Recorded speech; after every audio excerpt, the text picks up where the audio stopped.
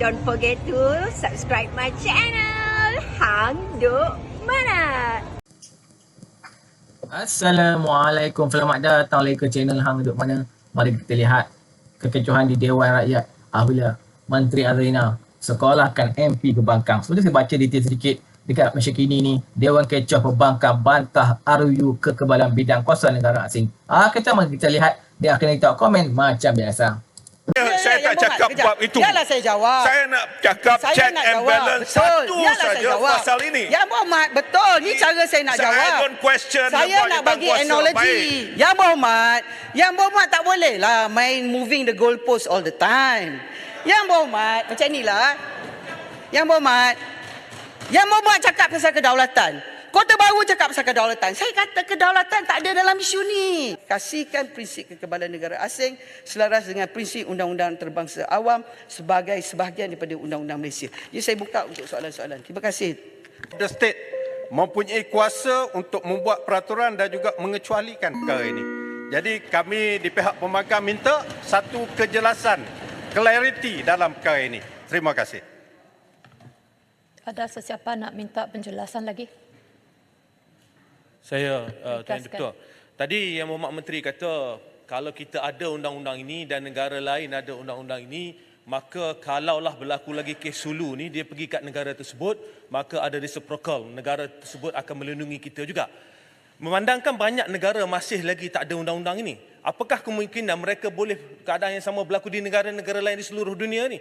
Kalau berlaku dalam konteks itu, kita hanya expose diri kita untuk melindungi kita kononnya dengan beberapa negara, sedangkan pada masa yang sama kita terbuka. Sudah isu ambalat yang kuasanya sepenuhnya kepada menteri, sehingga sekarang kita ahli parlimen sama ada sebelah sana atau sini tak tahu sebenarnya isi benda tersebut. Yang mana di Indonesia mereka meraihkan kejayaan, habis di sini kita tahu apa isi. Adakah kerana kuasa yang begitu besar dan mutlak diberi kepada menteri. Itu saja, Speaker. Terima kasih. Yang Berhormat Menteri. Terima kasih Tuan Yang Di-Pertua. Saya sebenarnya telah menyatakan tadi. Pertama sekali, cuba kita tengok rang undang-undang ni dalam aspek preamble dia. Satu, akta untuk mengadakan peruntukan bagi kekebalan negara asing dan hartanya ketua negara dan ketua kerajaan asing daripada bidang kuasa Mahkamah Malaysia. Hal keadaan bagi penepian kekebalan, hal kekebalan penubuhan Majlis Kekebalan Negara Asing, penarikan balik kekebalan tiada lainan saingan untuk mengadakan peruntukan bagi perkara lain yang berkaitan dengannya. Maknanya, Tuan Yang Di-Pertua, sebenarnya undang-undang ini adalah berkenaan dengan prosiding dalam negara kita. Saya mula dalam libat urus dan juga semalam, saya menerangkan bahawa pada hari ini yang wujud dalam negara kita ialah International Customary Law. Saya sebut juga dalam pembentangan bahawa, dan tadi pun saya ada sebut bahawa, pada hari ini, apa yang berlaku ialah kalau mana-mana negara asing yang termasuk didefinisikan, yang saya sebut dalam undang-undang mendefinisikan dalam negara asing dalam Malaysia. Setakat ini, agensi yang bertanggungjawab ialah Kementerian Luar, di mana adalah administrative procedure. Peraturan, Perdana Menteri boleh membuat peraturan sebagaimana yang sesuai manfaat atau perlu bagi memberikan kuasa sepenuhnya atau melaksanakan peruntukan akta ini dengan baik. Tanpa menjejaskan keluasan kuasa yang diberikan oleh subsection, Perdana Menteri boleh membuat peraturan-peraturan sedemikian. Maknanya, Tuan Yang Di-Pertua, bila kita tengok tentang perkara di bawah 30, 32 dan 33, kita baca sekali dalam taksiran negara asing, ia hanya menyebut tentang pemakaian bagi negara asing. Dia tidak memakai kepada apa yang disebut dalam kategori definisikan tentang ketua negara asing. Maknanya ketua kerajaan tidak terpakai. Seorang yang mengetahui kabinet atau mana-mana badan serupa. Ketua negara tidak terpakai. Yang terpakai ialah negara asing, iaitu satu jabatan pelbagai organ kerajaan negara asing, satu unit keanggotaan persekutuan negara asing, agensi, badan dan entiti lain dan negara asing. Jadi sebelum sini adanya undang-undang ataupun prosedur di bawah Kementerian Luar. Hari ini kita mempunyai beberapa menteri di bawah jawatan kuasa majlis yang disebut. Tentang apa yang kita kena baca bersama, Tuan Yang Di-Pertua, ialah tentang daripada bidang kuasa Mahkamah Malaysia. Tidak ada langsung di dalam rang undang-undang ini disebut isu kedaulatan negara. Tak ada. Sekejap, saya nak tegangkan kepada yang semua dalam Dewan. Tidak menyentuh kedaulatan. Kedaulatan di bawah Akta MKN. Akta MKN adalah akta yang segala ibu tentang kedaulatan negara, keselamatan negara. Ini tentang imuniti dalam Mahkamah Malaysia supaya kita dapat imuniti dalam mahkamah asing. Kejap lagi saya nak jawab pasal sulu kaitan dengan ini. Silakan Ketua Baru. Okey, terima kasih Yang Berhormat Menteri. Tadi Yang Berhormat sebut yang dimaksudkan dengan kuasa Perdana Menteri di bawah 32 ataupun pasal 32 33 itu bermaksud kuasa Majlis Kekebalan Negara Asing. Kalau begitu, apa perlu lagi letakkan kuasa Perdana Menteri? Kalau itu telah menjadi kuasa kepada Majlis Kekebalan Negara Asing itu yang pertama. Yang keduanya Yang Berhormat, saya nak buat sedikit comparison. Tadi Yang Berhormat kata kalau Perdana Menteri tak berpuas hati, itulah tindakannya. Di dalam Akta Foreign States Amenities Act Australia, ini saya betul, dia section 42 subsection 1, dia sebut where the minister is satisfied. Apabila menteri itu berpuas hati, menteri maksudnya Menteri of Foreign Affairs, that an amenity or privilege conferred by this act in relation to foreign state is not accorded by the law. Ini yang penting. Bila menteri berpuas hati, yang perlu membuat regulationnya adalah the Governor General, not the Prime Minister. Jadi dalam kes kita ni, bila Perdana Menteri atau Majlis tak puas hati, Perdana Menteri yang membuat pengecualian dan juga peraturan. Itu bezanya. Di Australia ni, bila menteri tak berpuas hati, Menteri of Foreign Affairs. Yang Berhormat Ketua Baru. Anggota. Kejap. Yang Berhormat Ketua Baru. Yang Berhormat Ketua Baru kena faham bahawa contoh-contoh UK, Canada dan Australia yang Berhormat pakai, dia tak ada majlis. Dia satu orang je buat keputusan. Kita ada majlis. Majlis kita lebih daripada satu orang. Protection yang kita beri lebih banyak daripada Canada, Australia dan juga UK yang mana Yang Berhormat bercakap. Kedua. Okey, Yang Berhormat kata kuasa Perdana Menteri. Saya nak tanya Yang Berhormat, masa Yang Berhormat Menteri Undang-Undang buat pindaan kepada Akta MKN. Yang Berhormat letak dalam Seksyen 18 dalam kawasan keselamatan yang di Pertuan Agong. Bila Yang Berhormat tengok dalam Seksyen 18 kuasa Yang Pertuan Agong atas nasihat majlis. Atas nasihat majlis di mana definisi majlis dalam akta keanggotaan majlis termasuk juga Perdana Menteri. Dan kalau kita tengok dalam akta MKN, pelantikan ketua pengarah MKN juga daripada Perdana Menteri.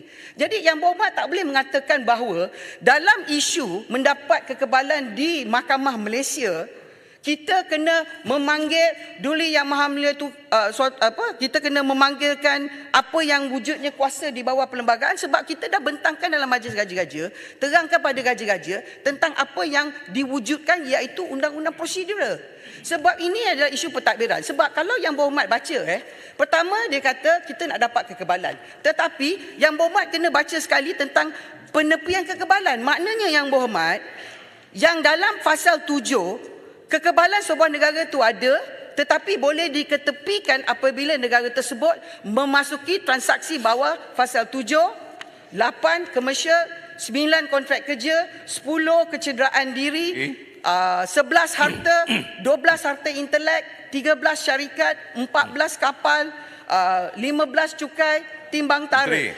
Jadi Yang Berhormat, saya dah terangkan bahawa keputusan kita ialah lebih daripada satu orang, iaitu majlis. Bacaan bersama akta. Saya dah jawab Tuan Yang Ketua.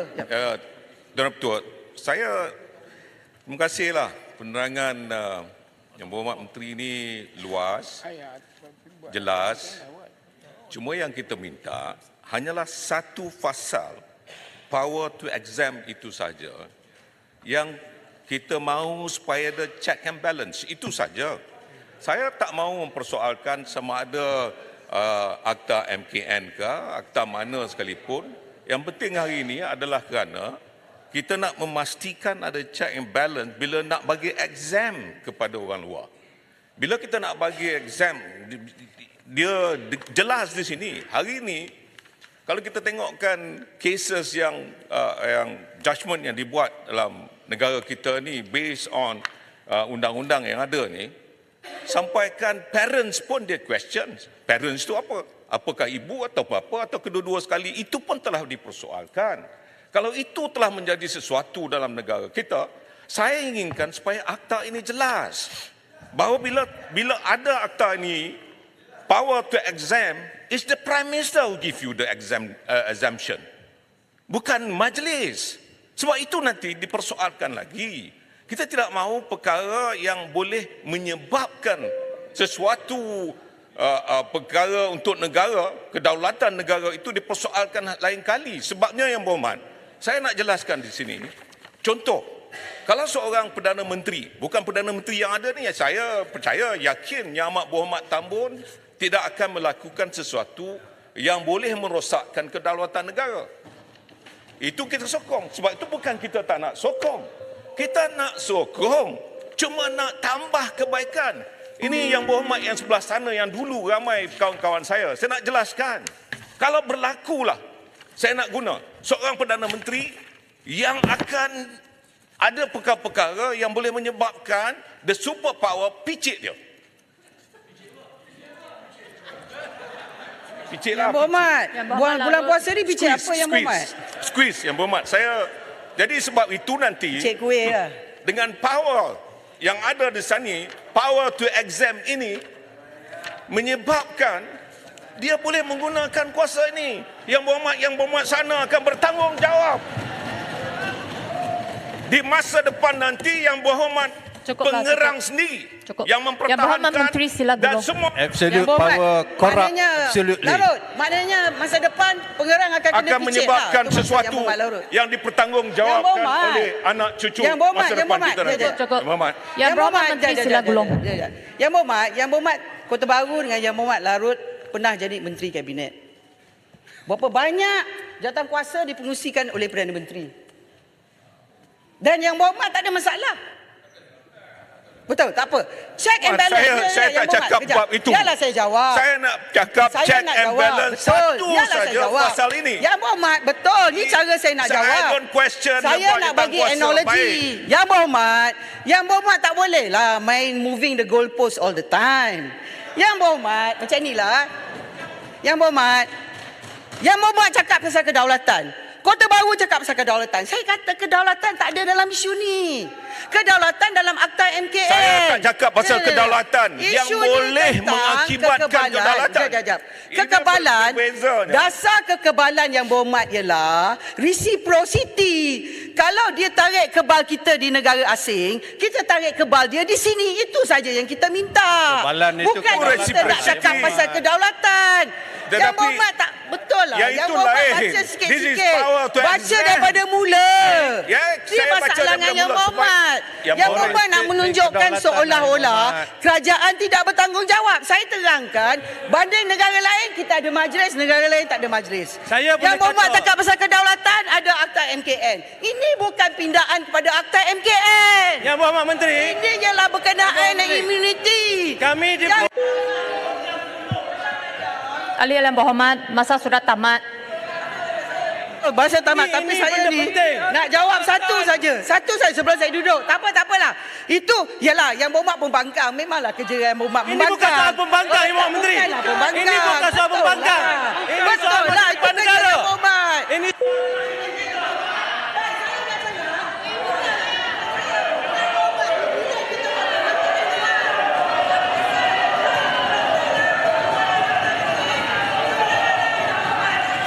Ahli-ahli Yang Berhormat, sila duduk semua. Sebelum saya duduk tak apalah Yang Berhormat macam mana. Yang Berhormat Menteri bagi taklimat 2 jam sebelum. Saya pun puasa Yang Berhormat pun puasa. Ini bukan jadi soal sabarlah. Negara. Biarlah undi Yang Berhormat. Apa Ahli-ahli Yang Berhormat, Yang Berhormat Menteri, mereka tak mau dengar penjelasan, jadi kita putuskan sahajalah. Ya? Tapi mereka tak mau dengar. Yang Berhormat, pasal saya nak cakap pasal dulu Yang Berhormat. Tak apa. Mereka satu saja.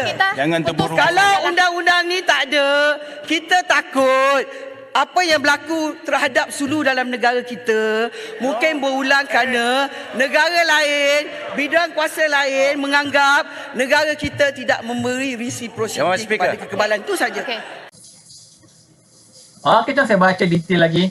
Undang-undang baru itu digubal untuk mengawal selia kekebalan yang diberikan kepada suatu negara asing dan hartanya ketua negara dan ketua kerajaan sesuatu negara daripada bidang kuasa Mahkamah Malaysia. Ketua Pembangkang Hamzah Aminuddin membacakan mengenai Seksyen 32 dan 33 RU itu mengenai kuasa untuk mengecualikan mana-mana negeri asing daripada kekebalan terhadap pertuduhan atau membuat peraturan berkaitan. Akhirnya tuan, mari terus menunjukkan kerajaan Perpodan dan PMN Ibrahim. Assalamualaikum.